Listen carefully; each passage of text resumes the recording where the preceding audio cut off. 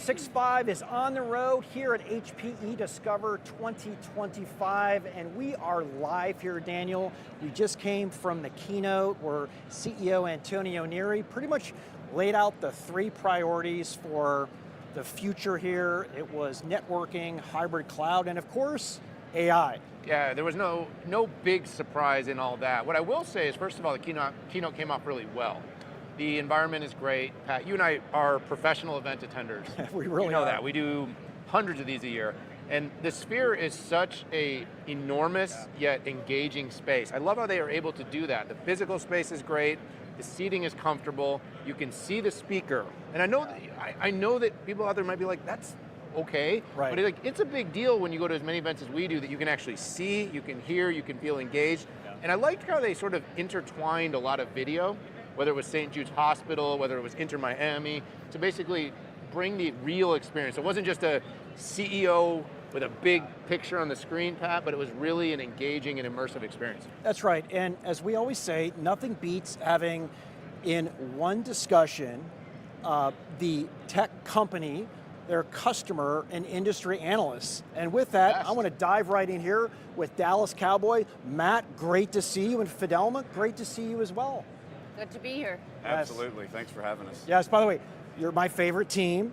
Even though I'm in Austin, I watch the Cowboys all the time, and I can't wait for this season. Oh, Yeah, the histrionics, he's in Austin, from Cleveland, Oh. but actually a fan of the Cowboys. But you know, I told you I moved my son and my family to Texas, and he's a big Cowboy fan, and I've actually started to defect from my Bears because they're so terrible. But actually, Cowboys bring such a great experience, so we'll talk more about that. But Fidelma, let's start off with you. You had a ton of key announcements here.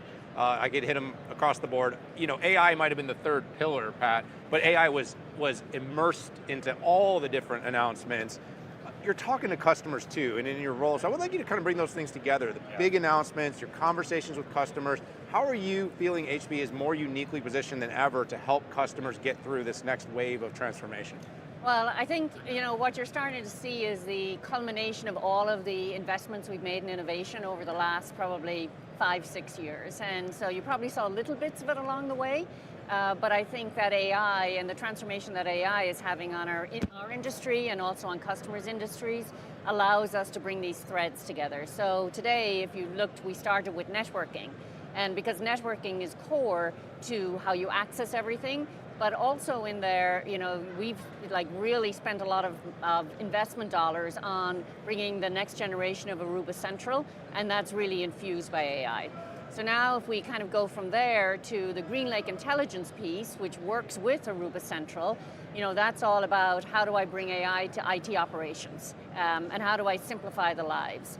And then we go from there to storage, private cloud, virtualization, and then kind of our AI factory story.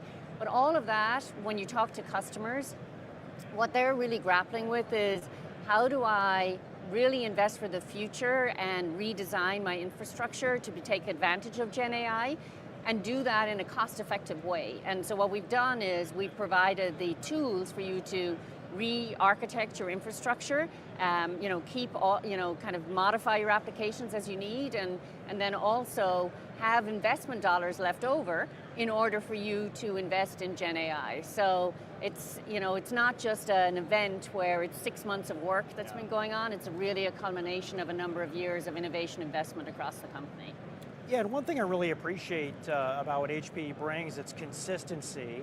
And years ago, right, Antonio got up on stage, said, okay, everything is going to be as a service, right? We're going to launch every product there, and GreenLake, every quarter, we check in with Antonio and get the read on how it's going. And I want to talk to you and how the Dallas Cowboys, I believe you're using GreenLake to solve some of your challenges. Can you talk a little bit about that? And then I've got a follow-up at the end for you. Well, yeah, I mean, absolutely, and what Fidelma is saying, and we're experiencing it. We're on about year 5 or approaching year 5 of being a GreenLake customer, okay. And I feel like a fairly early adopter, and riding that wave of innovation, and then you said it perfectly. It's like today it felt like it was just this convergence of all of these technologies and the original idea right. of what GreenLake started out as, and so today was exciting, but. for us and the Cowboys, if you look at like how do we leverage the GreenLake platform, and it's because of our, yes, the Dallas Cowboys large brand football team, right? But a lot of people don't realize we have so many other diverse businesses that, that create the unpredictability, right? If I look back 5 years, it was very difficult. I was looking at GreenLake as, hey, this is like the first presentation I got, I'm like, all I was thinking of from a financial standpoint and allowing me to grow on demand by the diverse businesses we have. Like, you know, we have our, we've got, you know, esports, and you've got real estate and construction, but we also have a medical imaging business and apparel, and I can go on, right? Right. And it's the idea of I don't necessarily know, and having to support all those businesses. You get a call from the owner, and they say we're starting a new company, we're going in a different direction, and you don't have time to start over and start buying infrastructure. So being able to flex and grow, and then that's basically how it's got us to where we are now, and then now all of the excitement, and then all the change that's happening. Yeah, it's really cool that you were one of the first people to adopt it. And I mean, first time I heard it, it was, hey, the benefits of cloud, but on premises. Right. There's a lot of value to that, and I can imagine GreenLake Intelligence coming up. You know, what was going through my head was this has a strong core value proposition. I wonder if you could share maybe some best practices or people who may not have adopted GreenLake yet. What are some words of wisdom that you might have for them? Well, I mean, look, it's looking at your infrastructure and supporting your organization in a different way. I mean, even before GreenLake Intelligence, and I'm like so excited about, but it's like we have a very small team, and like as I described, everything that we do have to support. Right. I mean, like I want my operation teams focused on the operational projects and bringing more, you know, to the organization now, especially with the AI and being able value. to, yes, business-driven outcomes. Yes. I don't really need them doing updates, firmware updates, and troubleshooting and doing all that. Like that, to me, that's one of the greatest things that GreenLake has brought to us. Is it's basically allowed us to streamline to move forward faster. But looking at GreenLake and understanding all of the different options, and then how that you can work with HPE to build it for you, and then how I'm just so excited about everything that we did learn today, and how we're going to be able to move faster with our AI deployments. And but yeah, you got to look at things a little bit different, especially from the operating model, because a lot of people just want to do things the way that it's always operated. Sure. And I think that's one of the things that we've been talking a lot about this week is all this technology and everything that's coming out. We also have the human side of the change that's happening, and a lot of our team members, they don't want to necessarily change, and so it's part of our job. It's like we're bringing in this technology, and then we're educating our team members and our employees to embrace it to get the most out of it.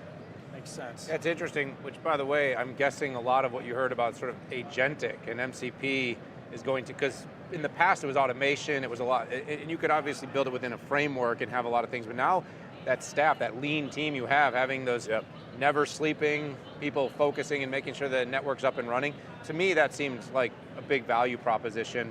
And we'll hit on that a little bit more, but I want to take this back to Fidelma for a moment, and I want to put you in the customer chair. You know, in fact, we get two customers. How about that? Okay. You as the CTO, because you have the two gigs, right? You're running hybrid cloud, massive gig. And Antonio liked you so much that he said, I'll give you another job. Well, actually, it was the other way around. Wait. I started as CTO, and then I don't know if he liked me enough, but he liked you gave me, so much. Yeah. Gave me a second moral job. though. Now you're doing two full-time gigs. But in serious, this year we've gotten a ton of this customer zero, right? As we've been our professional event attending rodeo that we like to do, we're hearing companies get on stage, people sitting in your seat that are building technology, but also talking about how they're using it. Yep. Of course, HPE has a large footprint, global company, infrastructure all over the world. You're doing it to deliver to customers. You're also doing it to deliver to your employees and experiences. I'd love to understand kind of how you're thinking about it from your CTO, your first gig.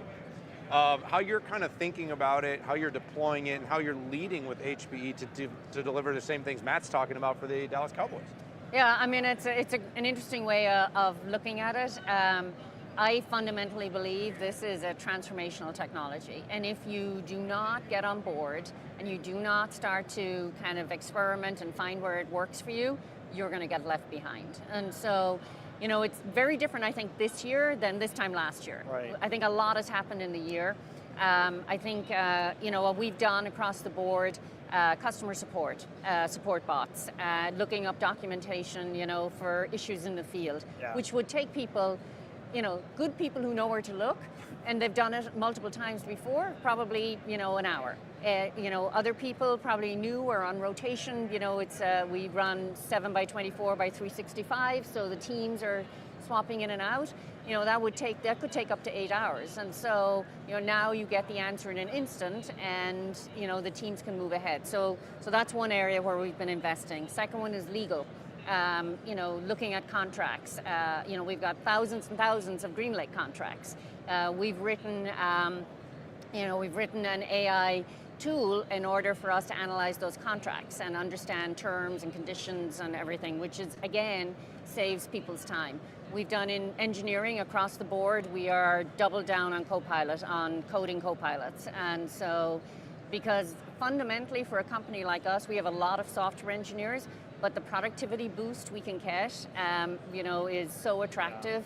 And also, our engineers want to feel like they're working on the, you know, latest and greatest tools. It's important for their careers, so we've, you know, invested there as well. And then across IT, in the HPE IT, you know, they are actually, while we're a customer, they're our customer zero for our technology. They've taken private cloud AI, they've implemented it on-prem to do chat in conjunction with the chat we run on Azure. So, you know, there's a lot of work going on across the company, and we end up having conversations actually about some similar things because we are experiencing this transformation ourselves. Yeah, that's interesting. So Matt, there was a huge payload of new announcements that were made today. I mean, updates to private AI, updates to networking, storage, and data fabric elements. Agents. Agents. Yep. We talked a little bit about GreenLake intelligence. What are some of the ones that you're going to go back and not immediately, what's top of your mind when you go back and talk to your team? Well, and I've already been spending time with Fidelma this week on this. I mean, listen, we're at, when I kind of talked about us being a GreenLake customer for quite a while, well, we're in that phrase, and we're in that space of when it's time for what's next.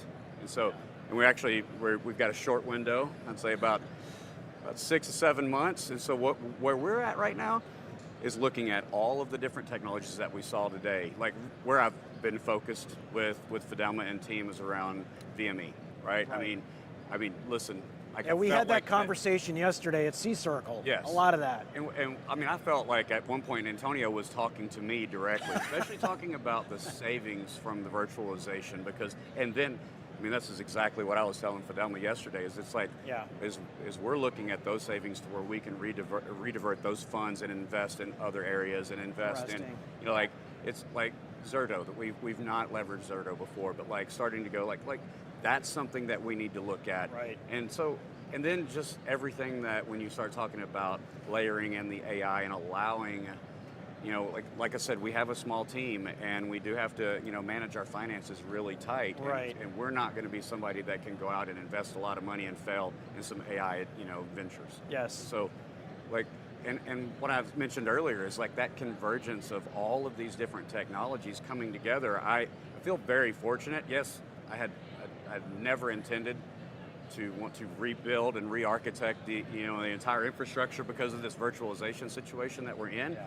But I'm looking at that as a blessing, because if I was doing that, if I was just business as usual, then I think we would miss out a lot on what our potential future and setting us up for the next 5 years. Makes sense. And it's really interesting because this moment we're in, this AI pivot, is basically forcing a sort of re-architecting of the entire IT ecosystem of every enterprise. Yes. So you get to kind of fix some of the things maybe that were on the old wish list that you'd done. You know, there was a lot of technical debt, and it's like, we're going to turn this over. Building these quote unquote AI factories is going to change everything. So I'd like to maybe end this conversation with a question for both of you. And Matt, I'll start with you, and Fidelma, I'll let you have the final word. But you know, there's many ways this technology can change, and of course everybody likes to kind of AI wash things right now.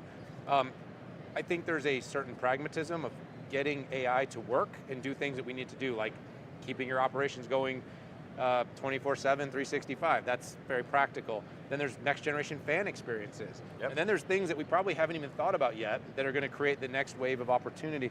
Like in your business, what do you see the biggest opportunity for technology to sort of impact the organization and drive more meaningful outcomes going forward? 100%, and we've been talking about a lot of that, of like focusing the AI on like just business-driven outcomes, and not just saying, oh, hey, here's the technology. It's like, we need to solve problems, right? And then start small. It's what we've been hearing a lot of. But if, so much of what we heard, this week, even around like the partnership that they've had with Deloitte and some of those financial systems, and that CFO tool that, Yes. I'm like, Zora. I'm already thinking about I can take something like that, very simple too. It's not just the Cowboys organization. I can go to some of our smaller businesses and then help them and then prove that out and then make it way to the big club, right? Right. So I'm looking at a lot of those things of I need out of the box, easy tools that we can implement and make a huge impact and make those wins. Yes. In Quick wins. In our Yes. family run business, but being able to get those easy wins. But now we're starting to see this vision of that next level of fan experience, right? Of yes, you're in the stadium, you have your device, you have your app, you're doing everything through it digitally. Right. So we're looking to take that to an entirely new level of creating that customized experience, delivery on the fly, quarter ends, you're seeing highlights, you're seeing all of these stats, details. So we want to take that customer experience to a completely new level, because we're competing with all of the couches and the phones and all of this. We've got to step up our game.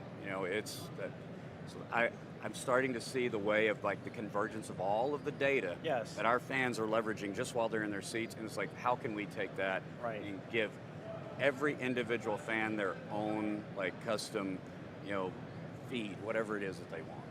It was interesting, we met at the F1 race, and that's another, you're also competing with every other sport, every other thing that people could be doing, not just football, not just the couch, but literally another sport, and those that might be creating more immersive, more engaging. So you got a lot to think about, Matt. We'll be back with you hopefully next year. We'll have this conversation again, see what's happening. A year's a long time in this business. Fidelma, It really is. what is on your mind to drive the future? Because like I said, two roles, driving it for your customers, driving it for yourself. You can pick. Oh, I can pick? You can pick. I think what's important and incumbent on us, we've got phenomenal customers. And so it's kind of a bit of a say-do ratio. We've got to say what we're going to do, and we got to turn up and do it and iterate on the way. So I think, and that's kind of what drives us on the product side at HPE across the board. Aruba, compute, AI, hybrid cloud. And then from a CTO perspective, I have HPE Labs, and we're continuously looking around the corner. I think we have to keep our eye on, the world's changing so quickly, and I think the adoption of this technology will be much faster. It has been much faster than we've seen before. The plus side of it is, if for those of us in the infrastructure game, we kind of got a new lease of life. Yes. Whoever knew we would be redesigning our infrastructure? We were all kind of, it's good, But I think we have to also keep an eye on what's happening with quantum, what's happening as well in the world around sovereignty, and how do we make sure that, our customers, we make it easy for them. And that's really what our job is. How do we use technology to make it easy for our customers to do their business? Because, we are not in the fan or stadium business, but our job is to make you look successful. So I'm a fan. You're a fan. You're a fan. You're a fan. We're going to make a fan out of Matt. Well, Fidelma, Matt, I want to thank you so much for spending some time with us here at HPE Discover. Let's keep in touch, have these conversations some more, and have a wonderful rest of your event. Great. Thank you. Yes, thank you. And thank you everyone for joining us for this 6.5 on the road. We are at HPE Discover 2025 at our favorite place in Las Vegas. Stay with us. We have more coverage live and on demand. Subscribe, join us for all of it. We'll be back with more live coverage soon.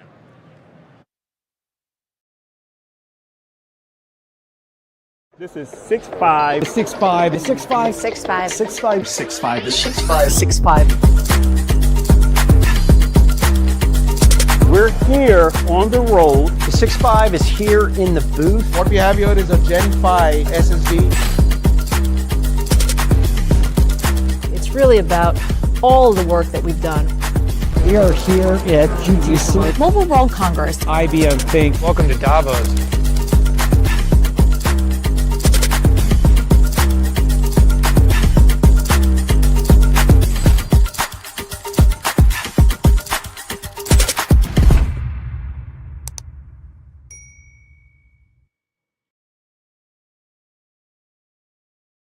When we think about the role technology plays in the world, it is the fulcrum that's driving progress in every field. 6th annual 6.5 Summit is on.